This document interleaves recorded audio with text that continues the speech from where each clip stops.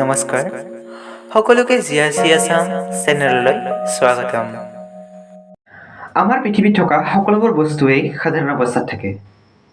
সেই বস্তুবোৰ যেতিয়া আমি মিহলি কৰি দিওঁ, হয়তো তাৰ আকাৰ সলনি হয়, হয়তো তাৰ ৰং সলনি হয়, নাইবা সেই বস্তুটো পৰিৱৰ্তন হয়, নাইবা সেই বস্তুটো বেলেগ ৰূপ ধাৰণ কৰে। উদাহৰণস্বৰূপে ধৰা হওক আমি অকণমান মাটি লৈছোঁ আৰু সেই মাটিত অকণমান পানী মিহলি কৰি দিছোঁ। এতিয়া তাৰ আকাৰটো সলনি হ'ল। ঠিক তেনেদৰে আৰু এটা উদাহৰণেৰে এইটো বুজিব পাৰোঁ যে এখন গাঁৱত দুজন বন্ধু বহুত ভাল সম্পৰ্ক আছিল। এদিনাখন সেই বন্ধু দুজনৰ মাজত বিতৰ্ক সৃষ্টি হ'ল, যাৰ ফলত এজন বন্ধুৱে আনজনৰ ওপৰত অভিযোগ দিলে। গাঁওবাসীক জনালে যে এই এনেকুৱা কাম কৰিছে। তেতিয়া সেই বন্ধু দুজনৰ মাজত সম্পৰ্ক ভাগি গ'ল আৰু এজনে আনজনক ভাল নোপোৱা হৈ পৰিল। মাজত কাজিয়া নাইবা শত্ৰুতা বাঢ়িল, এজনে আনজনক ভাল নোপোৱা হৈ পৰিল। তো ঠিক তেনেদৰে এইটো বুজিব পাৰোঁ যে এটা বস্তুৱে আনটোৰ ওপৰত মিহলি কৰিলে তাৰ আকাৰ সলনি হয়, ৰং সলনি হয় আৰু সেই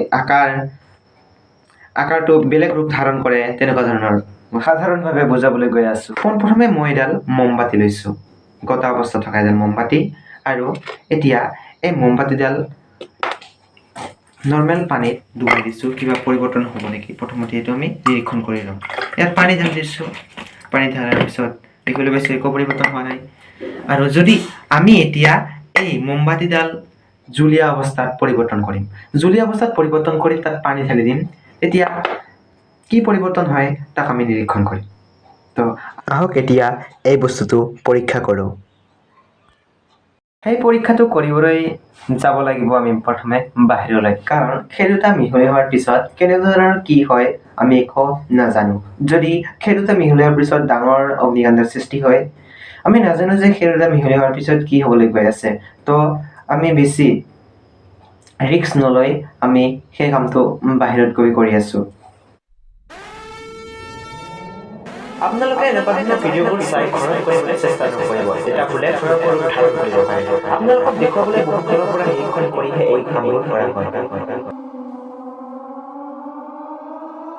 তো এই পৰীক্ষাটো কৰিবৰ বাবে মই ব্যৱহাৰ কৰি আছোঁ এটা পুৰণা পনীৰৰ টেমা আৰু লগতে এটা কাপত পানীটো থাকিব। তাৰপিছত এইটো দীঘল এডাল বাৰী লৈছোঁ। এই বাৰীডালৰ সহায়ত আমি পানীখিনি ইয়াত ঢালি দিম। আৰু মোৰ লগত আছে মমবাতি ইয়াৰ মই 2ডাল বা 3ডাল ব্যৱহাৰ কৰিম।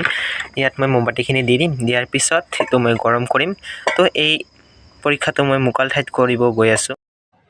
এই পৰীক্ষাটো কৰিবলৈ মই ঘৰৰ ওচৰৰে পথাৰখনলৈ গৈছোঁ। দেখিবলৈ পাইছে এইখন মুকলি পথাৰত মই এই পৰীক্ষাটো কৰিবলৈ ওলাইছোঁ।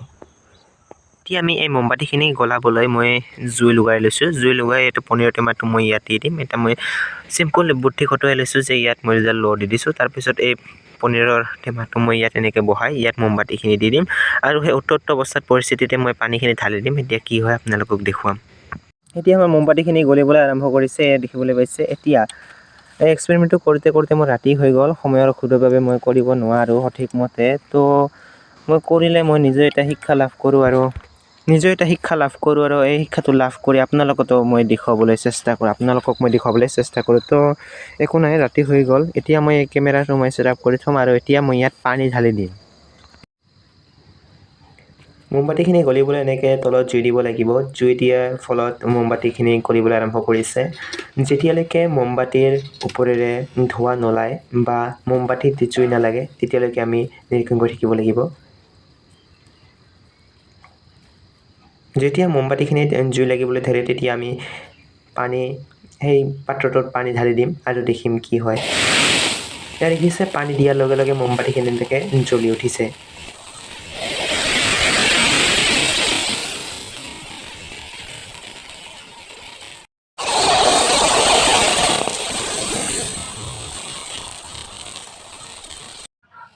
জুইখিনি এনেকৈ জ্বলি উঠাৰ কাৰণ হ'ল, যেতিয়া আমি পানী উতলা মমত ঢালি দিওঁ, তেতিয়া পানীখিনি একেবাৰে কম সময়ৰ ভিতৰত উতলি পানীখিনি ভাপ হৈ ওপৰলৈ উঠি আহে আৰু পানীখিনিৰ লগতে মমখিনিও উঠি আহে।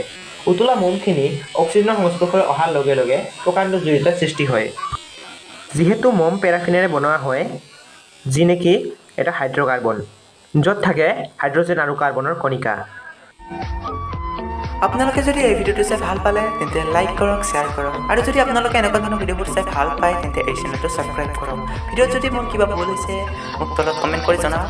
আহিব লগা নতুন ভিডিঅ'ত আকৌ লগ পাম, তেতিয়ালৈকে বাই বাই। জয় হিন্দ, জয় অসম।